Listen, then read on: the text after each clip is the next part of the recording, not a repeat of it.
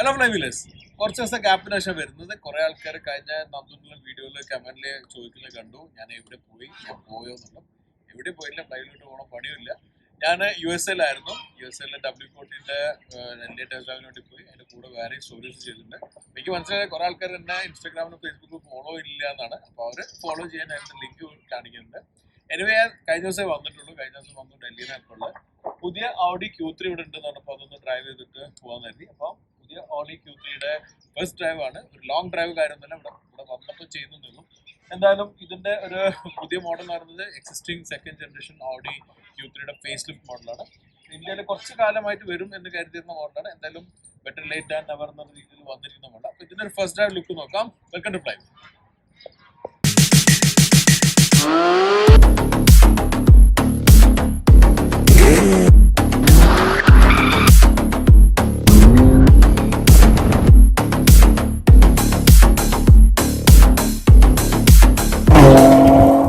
Audi Q3 Audi സ്റ്റേബിളിലെ one of the important മോഡലുകൾ തന്നെയാണ്. ഔഡിനെ സംബന്ധിച്ചിടത്തോളം ഏറ്റവും ഇമ്പോർട്ടൻ്റ് ആയിട്ടുള്ള മോഡലിൽ ഒന്നാണ് Q3. ഏറ്റവും അധികം വോളിയം ചെയ്യുന്ന മോഡൽ Audiക്ക് Q3 പോലുള്ള ചെറിയ വണ്ടികളാണ്.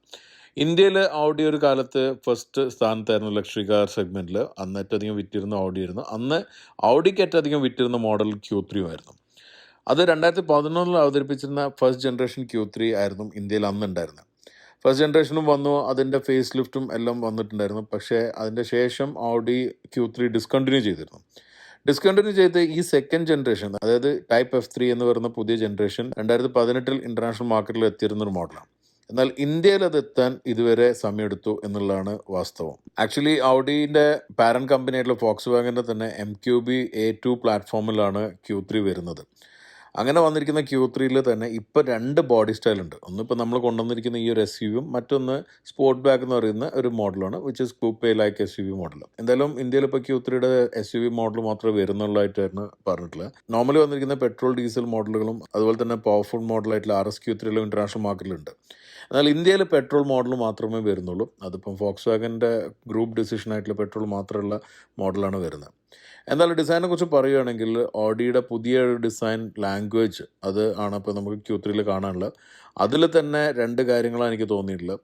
Audi Q മോഡലുകളിൽ വന്നിരിക്കുന്ന ഡിസൈൻ ഉണ്ട്, ആ പാറ്റേൺ ഇപ്പോൾ ഒന്ന് റിഫ്രഷ് ചെയ്ത് വന്നിട്ടുണ്ട്. ആ റിഫ്രഷ് ചെയ്ത് വന്നത് ആദ്യമായിട്ട് Q8 അവതരിപ്പിച്ചിരുന്നത്. ആ Q8 വന്നത് ഉടനെ തന്നെ പിന്നെ വന്നിരുന്നത് Q3 പിന്നെ കുറേ എലിമെൻറ്റ്സ് e-tron എന്ന് പറയുന്ന ഇവരുടെ ഇലക്ട്രിക് SUV നിന്നുള്ളതും കാണാം. അത് പ്രത്യേകിച്ചും LED ഹെഡ്ലൈറ്റിൻ്റെ ഷേപ്പിൽ വന്നിരിക്കുന്ന e-tron അവതരിപ്പിച്ചിട്ടുള്ള രീതിയിലാണ്. ഗ്രില്ലാണെങ്കിൽ Q8 പുതിയ Q7 പോലുള്ള ഗ്രില്ലാണ് വന്നിരിക്കുന്നത്. പിന്നെ എയർവെൻ്റ് ഡിസൈൻസ് എല്ലാം കാണാമെങ്കിലും അതെല്ലാം തന്നെ ഉള്ളിൽ ഒന്നുമില്ലാത്ത രീതിയിലാണ് 2 സൈഡിലുള്ളത്. പക്ഷേ ഗ്രില്ലിൻ്റെ താഴെ വന്നിരിക്കുന്ന എയർവെൻ്റിൽ പോർഷൻ എയർ ഇൻടേക്ക് ഉണ്ട്. സൈഡിലേക്ക് വരികയാണെങ്കിലും ഡിഫറെൻ്റ് ആയിട്ടുള്ള ഒരു ലൈൻസ് എല്ലാം പുതിയതായിട്ട് റിഫ്രഷ് ചെയ്ത് വന്നിട്ടുണ്ടായിരുന്നു. അതും ഒരു ആകർഷണീയമായിട്ടുള്ള രീതിയിലുള്ള ഫ്രണ്ട് ഫെൻഡറിൻ്റെ മേലെ കൂടെ വരുന്ന ലൈന് അത് ഡിസ്കണ്ടിന്യൂ ചെയ്യുകയും പിന്നീട് അത് റിയറിലൊരു ഹിപ്പായിട്ട് വരികയും ചെയ്യുന്നുണ്ട്. 18 ഇഞ്ചിൻ്റെ 5 സ്പോക്ക് അലോയ് വീലാണ് സ്റ്റാൻഡേർഡായിട്ട് ഇപ്പം ഇന്ത്യയിൽ വന്നിരിക്കുന്നത്. അത് അത്യാവശ്യം നല്ലൊരു റൈഡിന് ആ പ്രൊഫൈലിലെ ടയർ ഗുണം ചെയ്യുന്നുണ്ട്. നമുക്ക് റൈഡിൽ എന്തായാലും നോക്കാം. എനിവേ സൈഡിൽ വേറെ കൂടുതൽ കോംപ്ലിക്കേഷൻസ് ഒന്നും ഇല്ലാത്ത സിമ്പിളായിട്ടുള്ള സ്ട്രെയിറ്റ് ലൈൻ ആയിട്ടുള്ള ലൈൻസ് ആണുള്ള. ഡൈനാമിക് ലൈൻസ് എല്ലാം പേർപ്പസ്ഫുൾ ആയിട്ട് വന്നിട്ടുണ്ട്. റൂഫ് റെയിൽ നമുക്ക് കാണാം. പിന്നെ സെപ്പറേറ്റ് ആയിട്ട് പിലർന്ന് വിട്ട് നിൽക്കുന്ന രീതിയിലുള്ള റിയർ വ്യൂ മിററാണ് സൈഡ് പ്രൊഫൈലുള്ളത്. ശരിക്കും പറഞ്ഞാൽ Audiയുടെ ഒരു സാധാരണ ഒരു സൈഡ് പ്രൊഫൈൽ പാറ്റേൺ ഉണ്ട്, അത് അങ്ങനെ തന്നെ ഫോളോ ചെയ്തിട്ടുണ്ട്. ആവശ്യത്തിന് ക്രോമും കാര്യങ്ങളെല്ലാം വന്നിട്ടുണ്ട്. റിയറിലേക്ക് വരുമ്പോഴും നമ്മൾ Audiയുടെ ഒരു ഡിസൈൻ ഫിലോസഫി കാണാം. അതിൽ ടെയിൽ ലൈറ്റിലാണെങ്കിലും LED ടെയിൽ ലൈറ്റാണ് വന്നിരിക്കുന്നത്. അതുപോലെ തന്നെ താഴേക്ക് വരുമ്പോൾ ബമ്പറിൽ എക്സോസ്റ്റ് ഡിസൈനെല്ലാം വന്നിട്ടുണ്ട്. പക്ഷേ എക്സോസ്റ്റ് ആയിട്ടൊന്നും വരുന്നില്ല, അതൊരു ഡിസൈൻ എലമെൻറ്റ് മാത്രമല്ല. ബേസിക്കലി സാധാരണ ചിലർ പറയുന്ന പോലെ ഫേക്ക് എക്സോസ്റ്റ് എന്ന് വേണേൽ പറയാം. പക്ഷേ ബൂട്ട് തുറന്നു കഴിഞ്ഞാൽ അത്യാവശ്യം നല്ലൊരു ഡീസൻറ്റ് ബൂട്ട് സ്പേസ് ആണ് വന്നിരിക്കുന്നത്. കാരണം അവിടെ ഇന്ത്യയിൽ Q3 പ്ലേസ് ചെയ്യുന്ന സെഗ്മെൻറ്റ് എന്ന് പറഞ്ഞാൽ BMW X1 മെഴ്സിഡീസ് GLA അതുപോലെ തന്നെ Volvo XC40 എന്ന മോഡലുകൾ അടങ്ങിയിട്ടുള്ള സെഗ്മെൻറ്റിലേക്കാണ്. അതിൽ ഏറ്റവും സ്പേഷ്യസ് ആയിട്ടുള്ള വണ്ടികളിലൊന്നാണ് Q3. അപ്പോൾ ആ ഒരു സ്പേസ് നമുക്ക് റിയർ ബൂട്ടിലും കാണാം. അതുപോലെ തന്നെ റിയർ സീറ്റ് ഫോൾഡ് ചെയ്ത് കഴിഞ്ഞാൽ ആ ബൂട്ട് സ്പേസ് കൂടും ചെയ്യുന്നുണ്ട്. ഇലക്ട്രിക്കലി ക്ലോസ് ചെയ്യാവുന്ന ബൂട്ട് ലിഡുമാണ് അതിൽ വന്നിട്ടുള്ളത്. റിയർ സ്പോയിലറും അതിൽ വന്നിരിക്കുന്ന ബ്രേക്ക് ലൈറ്റും എല്ലാം തന്നെ Audiയുടെ ടിപ്പിക്കൽ എലമെൻറ്റുമാണ്. മൊത്തത്തിൽ Audiയുടെ ആ ഒരു ഡിസൈൻ ലാംഗ്വേജ് എല്ലായിടത്തും റിഫ്ലക്റ്റ് ആവുന്നുണ്ട് SUV വന്നിരിക്കുന്നത്. ഒരു കാര്യം മാത്രമാണ് എനിക്ക് റിയറിൽ കുറച്ചുകൂടി ഒരു ആകർഷണഭാവം തോന്നിയിരുന്നത്. അത് ക്യൂസാനിലുള്ള രീതിയിൽ ടെയിലായിട്ടും കൂടി തുറക്കുന്ന ഒരു ബൂട്ട് ലീഡ് ആയിരുന്നെങ്കിൽ കുറച്ചുകൂടി ഒരു ആകർഷണം ഉണ്ടാവുമെന്ന് എനിക്ക് തോന്നി. അതിന് വലിയ കംപ്ലയിൻസ് ഒന്നും പറയാനില്ല. ഒരു സട്ടിലായിട്ട് നിൽക്കുന്ന രീതിയിലുള്ള ഒരു ഡിസൈനാണ്. അത് സാധാരണ ഓഡി ടാർഗറ്റ് ചെയ്യുന്ന ഒരു ഓഡിയൻസിന് പറ്റുന്ന ഒരു ഡിസൈൻ പാറ്റേൺ ആണത്. ഇനി നിങ്ങൾക്ക് ഈ പുതിയ Q3ൻ്റെ ഡിസൈനെ കുറിച്ചുള്ള അഭിപ്രായം കമൻറ്റിലൂടെ നമ്മളെ അറിയിക്കുക.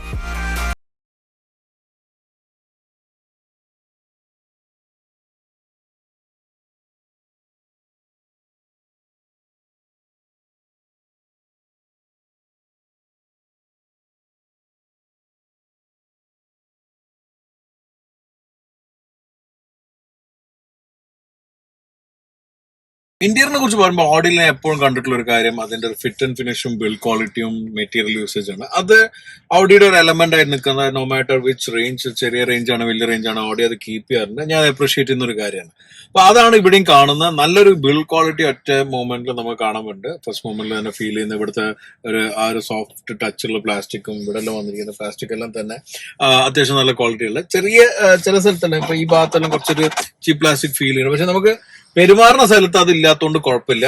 മൊത്തത്തിൽ ഡിസൈനിനെ കുറിച്ച് പറയുമ്പം പുതിയ ആ Q8 ഇൻട്രൊഡ്യൂസ് ചെയ്തതിൽ പുതിയൊരു ഡിസൈൻ ഫിലോസഫി അതിൽ ക്യാരി ചെയ്തിട്ടില്ല. നമുക്ക് മറ്റുള്ള മോഡലുകൾ കാണാം. ആ ഒരു പിയാനോ ബ്ലാക്ക് ഫിനിഷോട് കൂടി ഇത്രയും വന്നിരിക്കുന്ന പാനലാണ്. ഇവിടെ തന്നെ ഇന്റഗ്രേറ്റ് ചെയ്തിട്ടുള്ള ഒരു സ്ക്രീനാണ് വന്നിരിക്കുന്നത്. 2 സ്ക്രീൻ ഏതായാലും ഇല്ല, ഒറ്റ സ്ക്രീനിൽ വന്നു. ഇവിടെ താഴത്ത് നമുക്ക് AC-ന്റെ കൺട്രോൾസ് വരുന്നുണ്ട്, താഴെ ബട്ടൺസ് ഉണ്ട്. ഇവിടെ ചെറിയൊരു ബ്ലാങ്ക് സ്പേസ് ആരൊക്കെ ഉണ്ട്, അവിടെയാണ് സ്റ്റാർട്ട് ബട്ടണും കാര്യം വന്നിരിക്കുന്നത്. ഈ ബട്ടണിൽ ഡ്രൈവ് സെലക്ടും മറ്റുള്ള ബട്ടൺസും വരുന്നുണ്ട്.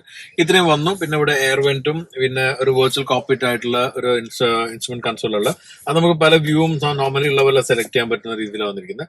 പിന്നെ ഇവിടെ ഒരു ബ്രഷ്ഡ് അലുമിനിയം ഫീൽ ഉണ്ട്. ഇതൊരു മെറ്റൽ വീവിംഗ് ടൈപ്പ് ഉള്ള ഒരു ഫിനിഷ് ആണ്, അതുകൊണ്ട് തന്നെ ഒരു നല്ല ക്വാളിറ്റി ഫീൽ ചെയ്യുന്നുണ്ട്. ഇവിടെ എല്ലാം തന്നെ സോഫ്റ്റ് മെറ്റീരിയൽ ഉപയോഗിച്ചിട്ടുണ്ട്. വലിയൊരു പാനോറമിക് സൺറൂഫ് വന്നിട്ടുണ്ട്. ബേജും ബ്ലാക്കും കൂടി ഇന്റീരിയർ. ടോപ്പ് പോർഷൻ ബേജ് വന്നുകൊണ്ട് റൂമിനെസും ഫീൽ ചെയ്യുന്നുണ്ട്. അത്യാവശ്യം സപ്പോർട്ടീവ് ആയിട്ടുള്ള സീറ്റ് ആണ്. ബാക്ക് റെസ്റ്റിലും നല്ല നീറ്റായി നിൽക്കുന്നുണ്ട്. നമുക്കിവിടെ അത്യാവശ്യം സപ്പോർട്ടുണ്ട്. പക്ഷെ കുറച്ച് ഹൈറ്റുള്ള ആൾക്കാർ വരുമ്പോൾ അവർക്ക് തായ് സപ്പോർട്ട് കുറച്ച് കുറയും, അതുകൊണ്ട് തായ് അഡ്ജസ്റ്റ് ചെയ്യാൻ പറ്റില്ല. ബാക്കിയെല്ലാം തന്നെ നമുക്ക് ഇവിടെ ഇലക്ട്രിക്കലി അഡ്ജസ്റ്റ് ചെയ്യാം. പക്ഷെ സ്റ്റിയറിംഗ് മാനുവലി അഡ്ജസ്റ്റ് ചെയ്യുന്ന രീതിയിൽ വന്നിരിക്കുന്നത്. ഇവിടെ ഇൻഡക്ഷൻ ചാർജിങ് ഉള്ള സ്ഥലമുണ്ട്. 2 കപ്പ് ഹോൾഡേഴ്സ് ഉണ്ട്. ഈ ബോട്ടിൽ ഹോൾഡേഴ്സ് ഡോർ പാഡിൽ വന്നിരിക്കുന്ന എല്ലാം തന്നെ അത്യാവശ്യം വലുതാണ്. 2 ലിറ്റർ ബോട്ടിൽ വരെ വെക്കാവുന്ന രീതിയിലുള്ള. ഇവിടെ ഒരു ചെറിയ ഗ്ലോ ബോക്സ് വരുന്നുണ്ട്. ഈ ഒരു ഹാൻഡ് റെസ്റ്റ് നമുക്ക് അഡ്ജസ്റ്റ് ചെയ്യുന്ന രീതിയിൽ വന്നിരിക്കുന്നത്. പിന്നെ സ്റ്റിയറിംഗ് ആണെങ്കിൽ ലെതർ റാപ്പ് ആയിട്ടുള്ള സ്റ്റിയറിംഗ് ആണ്. ടിപ്പിക്കൽ ഓഡി ഡിസൈൻ ആണ്. പിന്നെ ഫ്രെയിംലെസ് ആയിട്ടുള്ള റിയർവ്യൂ മിററും എല്ലാം തന്നെ ഒരു ഓഡി എലമെന്റ് നിൽക്കുന്നുണ്ട്. USB-C ചാർജസ് 2 വരെ കാണാം. പിന്നെ അതുപോലെ തന്നെ നമുക്ക് 12 വോട്ടിന്റെ ചാർജിങ് കൂടെ വരുന്നുണ്ട്. സോ ഓൾ ടുഗദർ നമുക്കൊരു സാധാരണ ഈ സെഗ്മെന്റിൽ വേണ്ട എല്ലാ ഫീച്ചേഴ്സും ഇൻക്ലൂഡ് ചെയ്തിട്ടുണ്ട്. ഒരുപാട് ഫ്ലാഷി ആക്കിയില്ല, സിമ്പിൾ ആണ്, നല്ല ഡിസൈൻ ആണ്, നല്ല ബിൽഡ് ക്വാളിറ്റി ഉണ്ട്. മൊത്തത്തിൽ നമുക്ക് ഒരു വാല്യൂ തോന്നുന്ന രീതി തന്നെയാണ് ഫ്രണ്ട് പോർഷനും ഇന്റീരിയറും വന്നിരിക്കുന്നത്. റിയറും അത്യാവശ്യം നല്ല കംഫർട്ടബിൾ ഇരിക്കാവുന്ന രീതിയിൽ നമുക്ക് റിയറിൽ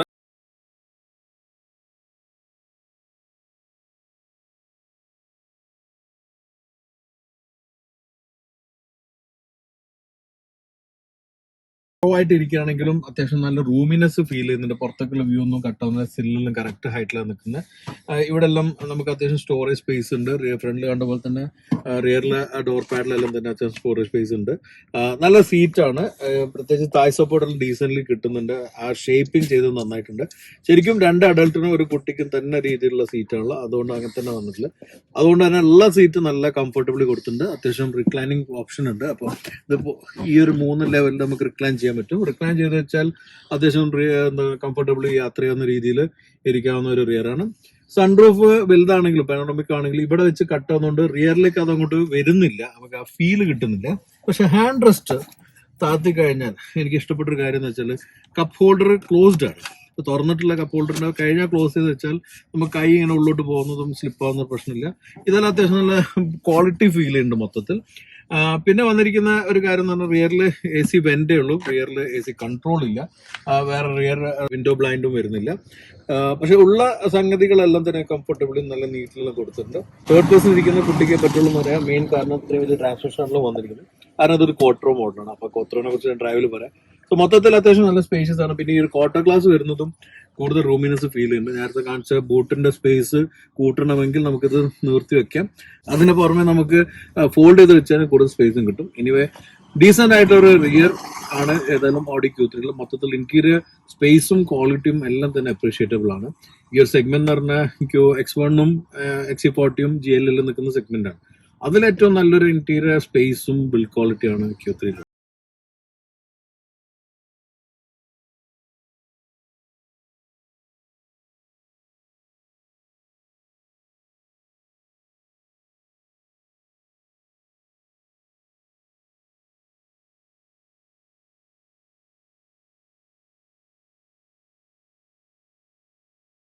നമ്മളിപ്പോൾ Q3 ഡ്രൈവ് ചെയ്യാൻ തുടങ്ങി. നമ്മൾ ആക്ച്വലി ഞാൻ പറഞ്ഞല്ലോ ഒരു തിരിച്ച് പോകുന്ന വഴിയുള്ള ഒരു ചെറിയ സ്റ്റോപ്പാണ്, കുറച്ച് സമയമാണുള്ളത്. Q3 മീഡിയ ഡ്രൈവ് ആയിട്ട് നടക്കുന്നില്ല, വണ്ടി അറേഞ്ച് ചെയ്തിട്ട് നാട്ടിൽ വണ്ടി എത്താൻ സമയം എന്ന് പറഞ്ഞുകൊണ്ട് ഞാൻ ഇവിടെ നിന്ന് ചെയ്യാൻ കരുതി. നമ്മൾ ചെറിയ ഷൂട്ടായിട്ടാണ് ചെയ്യുന്നത്. അപ്പോൾ അതുകൊണ്ട് തന്നെ സ്ഥലപരിമിതികളുള്ളതുകൊണ്ട് നമ്മളൊരു മുമ്പ് ഇവിടെ വന്നൊരു ലൈനിൽ വന്നായിരുന്നു, നമ്മൾ E53 ചെയ്തിരുന്നത്. നമ്മൾ വന്നപ്പോൾ സ്ഥലമാകെ മാറിയിട്ടുണ്ട്. ഇനി നമ്മളിപ്പം ഈ ലൈനിൽ നിന്ന് പോയി മെയിൻ റോഡിലേക്ക് എത്തുകയാണ്. എന്നാലും ഇപ്പം ഇന്ത്യയിൽ Q3 വന്നിരിക്കുന്ന ഒറ്റൊരു എഞ്ചിൻ ഓപ്ഷനാണ്, വിച്ച് ഇസ് 2 ലിറ്റർ TFSI എഞ്ചിനുള്ള വന്നിരിക്കുന്നത്. പുറത്തെല്ലാം ഉള്ള മാതിരിയല്ല, ഇന്ത്യയിലാകെ പെട്രോൾ ഓപ്ഷൻ മാത്രമേ വരുന്നുള്ളൂ. പക്ഷേ ഈ നോമിക്ലേച്ചർ കുറച്ച് കൺഫ്യൂസിങ് ആണ്. പണ്ട് 35 അല്ലെങ്കിൽ 2 ലിറ്റർ TFSI എന്നുള്ള വെച്ചിരുന്നത് ഇപ്പോൾ എല്ലാം മാറി 40 TFSI എന്നുള്ള. 40യും ഈ ഒരു എഞ്ചിനുമായിട്ട് എങ്ങനെ കണക്ട് ചെയ്യുന്നുള്ള എനിക്കറിയില്ല. കാരണം എഞ്ചിൻ പവർ ആയിരുന്നു എന്ന് പറഞ്ഞു, പക്ഷേ എഞ്ചിൻ പവർ ആണെന്ന് ഇങ്ങനെ മനസ്സിലാവുന്ന അറിയില്ല. അതുപോലെ തന്നെ ഈ 2 ലിറ്റർ എഞ്ചിനാണോ 4 ലിറ്റർ എഞ്ചിനാണോ അങ്ങനത്തെ സംഗതി അതല്ല. മൊത്തത്തിൽ അതൊരു കൺഫ്യൂസിങ് ആയിട്ടുള്ള കാര്യം ബോഡിയിൽ. ഒരിക്കലും നമ്മൾ മുമ്പത്തെ പോലെ നോമിക്ലേച്ചർ നോക്കിയിട്ട് വണ്ടിയുടെ ഏതാണോ എഞ്ചിൻ ഏതാ സൈസ് എന്നൊന്നും പറയാൻ പറ്റാത്ത അവസ്ഥയിലാണ് ഇപ്പം ഓഡിയുടെ നോമിക്ലേച്ചറിൽ. മിക്കവാറും എല്ലാ വണ്ടികൾക്കും നേരത്തെ ഉണ്ടായിരുന്ന പോലെ എഞ്ചിന്റെ സ്പെസിഫിക്കേഷൻ വെച്ചിട്ടൊന്നും അല്ല ഇപ്പം നോമിക്ലേച്ചറിൽ. എന്നാൽ ഇത് ഭയങ്കര വിയേർഡാണ്, ഒരു തരത്തിലും മനസ്സിലാവുന്നില്ല.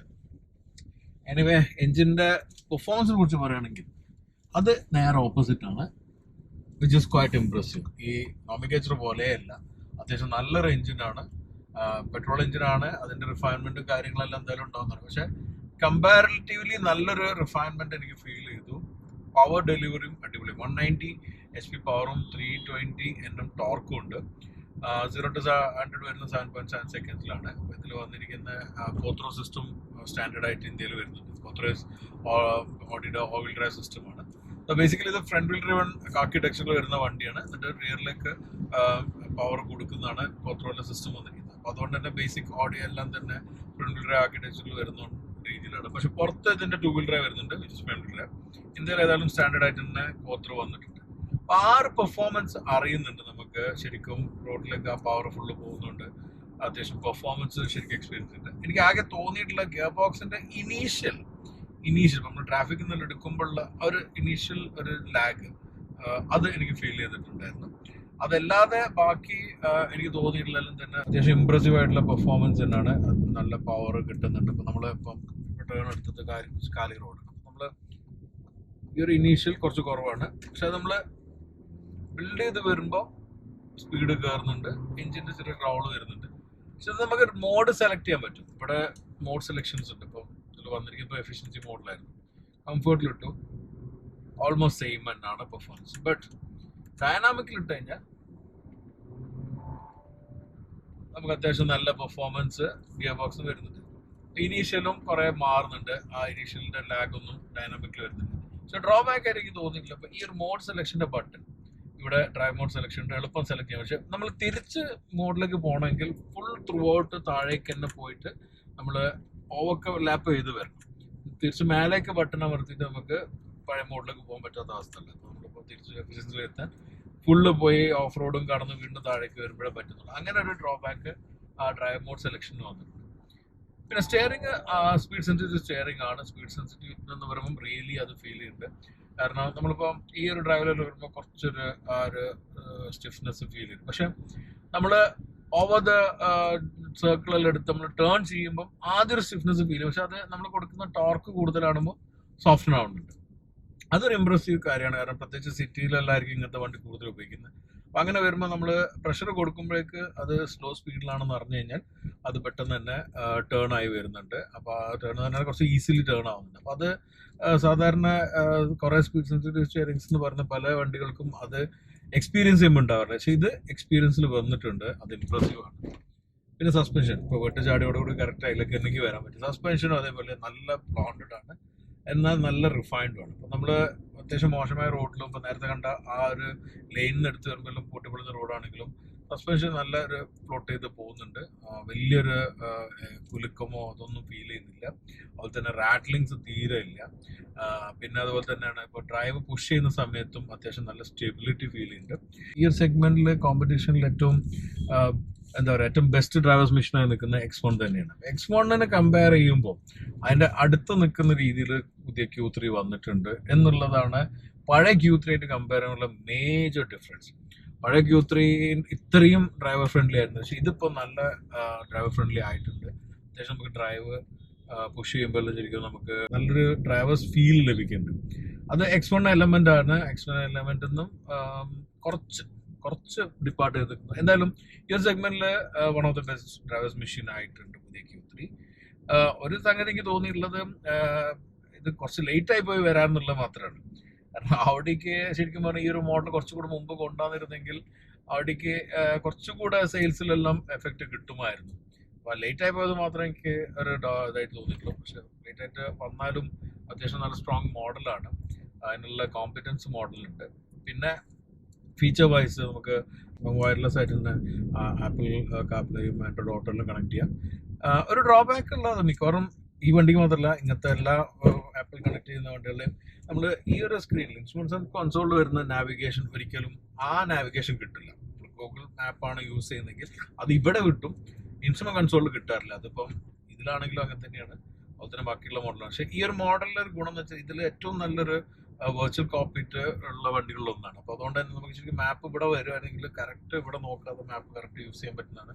നമ്മൾ പ്രത്യേകിച്ച് പലരും നമ്മൾ അതിൻ്റെ ഒരു നാവിഗേഷൻ സൗണ്ട് ഓഫാക്കി വെക്കും. ഞാനെല്ലാം അത്യാവശ്യം നല്ല തിരക്കും നമുക്ക് തീരെ നോക്കാൻ പറ്റാതാണെങ്കിൽ മാത്രമേ നാവിഗേഷൻ ഓൺ ആക്കി, അല്ലെങ്കിൽ ഞാൻ മാപ്പ് ഫോളോ ചെയ്യും. അങ്ങനത്തെ ഒരു ഘട്ടത്തിൽ ഈ ഒരു ഇത് മിസ്സിംഗ് ആയിട്ട് നിൽക്കുന്നുണ്ട്. നമുക്ക് അത് എല്ലാ മാനുഫാക്ചേഴ്സും ട്രൈ ചെയ്യണം, നമ്മൾ ഏതാണോ മാപ്പ് ഉപയോഗിക്കുന്നത് അത് ഇവിടെ വരാൻ പറ്റിയത്. പിന്നെ എഫിഷ്യൻസിയാണ്, മിക്കവാറും നല്ലൊരു എഫിഷ്യൻസി ക്ലെയിം ചെയ്യാവുന്ന ഒരു എഞ്ചിനാണത്. അതിനുള്ള എല്ലാം എനിക്ക് തോന്നുന്നുണ്ട്. നമുക്ക് ഏതായാലും ഇന്നിപ്പോൾ ഒരുപാട് ഓടിച്ച് എക്സ്പീരിയൻസ് ചെയ്തിട്ടില്ല എഫിഷ്യൻസി ക്ലെയിം ചെയ്യാൻ, അതുകൊണ്ട് ഞാൻ അതിനെക്കുറിച്ച് കൂടുതൽ കമൻറ്റ് ചെയ്യുന്നില്ല.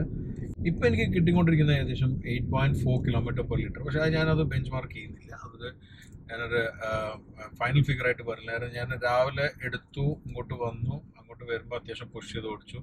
നമ്മൾ ഷോർട്ട് ഡ്രൈവ്സ് ചെയ്തു, ഇവിടെ അത്യാവശ്യം ട്രാഫിക് ഉണ്ടായിരുന്നു. ഒരു ലിഷർ ചെയ്ത് ഡ്രൈവ് ചെയ്ത് മൈലേജ് കൂടുന്ന രീതിയിലുള്ള ഡ്രൈവ് ഞാൻ ചെയ്തിട്ടില്ല. എന്നാൽ ഇപ്പം ഞാൻ ഫസ്റ്റ് ഡ്രൈവ് മാത്രമേ ചെയ്യുന്നത്.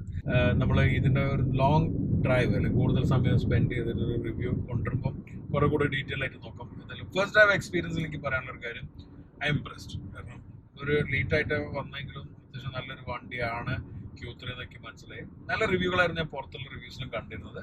പുറത്ത് ചില ഡീസൽ എഞ്ചിൻ ഓപ്ഷൻസിൽ എഞ്ചിൻ നോയ്സ് ചെയ്യാന്നെല്ലാം പറഞ്ഞു കേട്ടിട്ടുണ്ടെങ്കിലും നമുക്ക് അതെല്ലാം ഓപ്ഷൻ ഇല്ലാത്തതുകൊണ്ട് അങ്ങനെ ഒരു കംപ്ലൈൻറ്റും ഇല്ല പറയാം. പിന്നെ മൊത്തത്തിലുള്ള ബിൽഡ് ക്വാളിറ്റിയും എല്ലാം തന്നെ അല്ല.